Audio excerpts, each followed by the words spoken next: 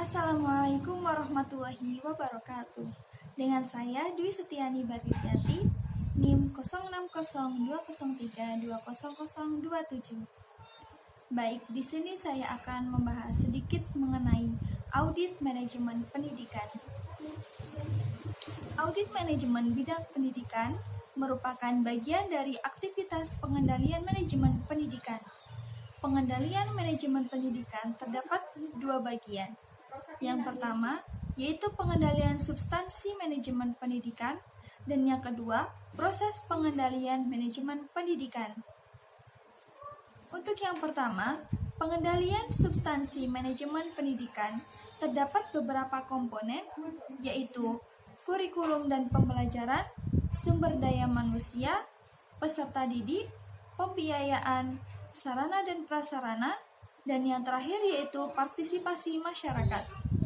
Yang kedua, produk proses pengendalian manajemen pendidikan dapat berupa kinerja dari masing-masing proses dan substansi pendidikan.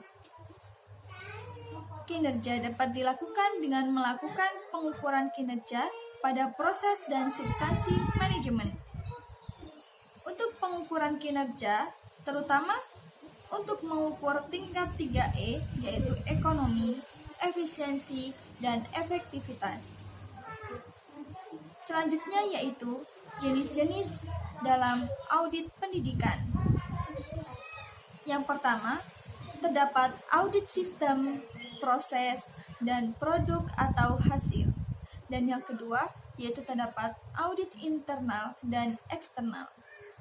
Di sini saya akan menjelaskan mengenai audit sistem, proses, dan hasil atau produk. Dalam pendidikan, audit sistem melingkupi siapa, apa, di mana, kapan, dan bagaimana sistem yang diterapkan untuk menghasilkan layanan pendidikan yang bermutu.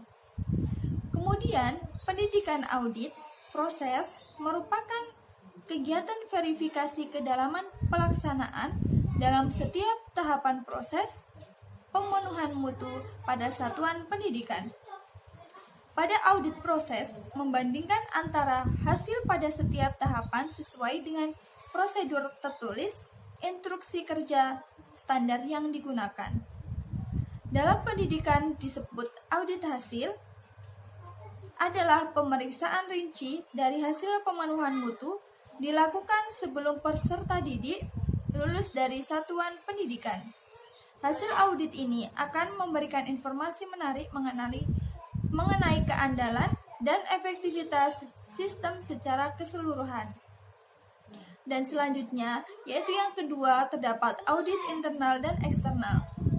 Perbedaan antara internal dan eksternal, apabila audit internal digunakan untuk mendukung keberjalanan manajemen organisasi sebagai fungsi controlling yang menjamin perusahaan berjalan sesuai dengan perencanaan dan mengarah kepada tujuan. Sedangkan audit eksternal perlu dilakukan untuk meningkatkan kinerja organisasi demi mendapatkan kredibilitas yang lebih besar dari masyarakat. Jika dijelaskan secara rinci, mengenai tujuan dari audit eksternal adalah untuk mengetahui apakah laporan keuangan tahunan suatu organisasi menyajikan kondisi yang real tentang keadaan finansial organisasi terkait. Sekian, terima kasih. Wassalamualaikum warahmatullahi wabarakatuh.